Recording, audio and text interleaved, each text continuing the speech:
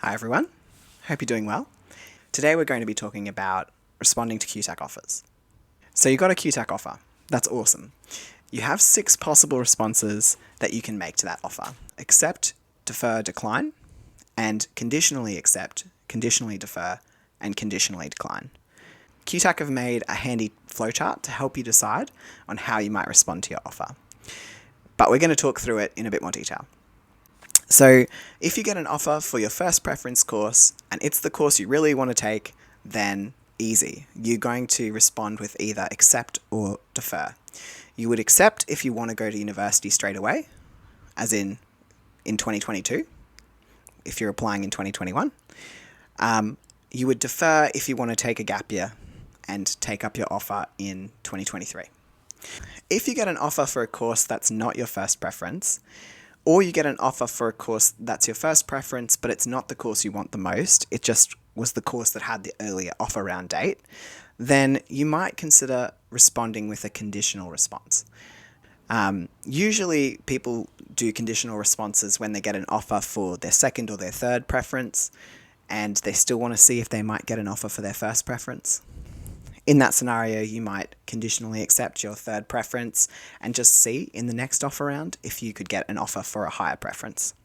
If not, great, you've still got an offer and you can take up that offer. They would never suggest declining an offer unless you are certain you don't want any more offers from QTAC. If you decline an offer from QTAC, you won't be considered in any future offer rounds. You would need to conditionally decline if you wanted to be considered for other offers in the future. An important thing to keep in mind with conditional responses is that the university that you conditionally accept an offer from may contact you and ask you to do something. Definitely keep an eye on your emails and follow the instructions from the university. If you're confused about what to do because it is complicated, call the university, call QTAC and get some advice. It's also really important to know that if you get an offer for your first preference course, you may only see 3 of the 6 possible responses. So you may only see accept, defer, and decline. The reason being, if a course is number 1 on your preference list, QTAC assume that that's the course you want the most. So you can't see the conditional responses that you would see if that course was number 2 or below. If you've put a course at number 1 because you know that the offer round for that course is earlier than other course offer rounds, in order to see conditional responses, you would need to move that course down your preference list before you respond. Usually there's instructions in the email about your offer that will explain this to you in more detail.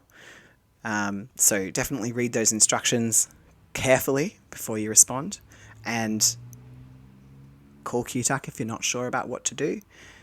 The advice I'm giving is just general, so always be careful with your situation, that you know what you're doing, and if you aren't sure, call QTAC. Good luck with all the offer rounds. I hope that you get the courses that you're most interested in. If you find that you don't get into the course that you really wanted the most, you might consider a pathway into the course that you really wanted. I have written a really big blog post about pathways to university, so I'll link that in the description in case it's useful to you. You might want to check out my video about offer rounds. I'll link that in the description as well. If you found this helpful, you might want to like this video. If you want to see similar videos in the future, you might want to subscribe. All right, good luck. Have a lovely day.